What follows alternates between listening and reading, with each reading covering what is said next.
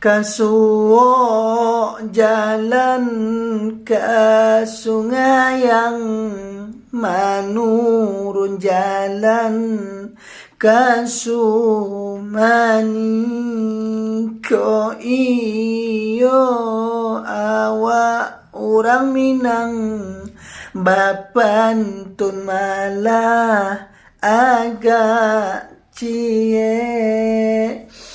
Kasuo jalan ke sungai yang menurun jalan ke Sumani.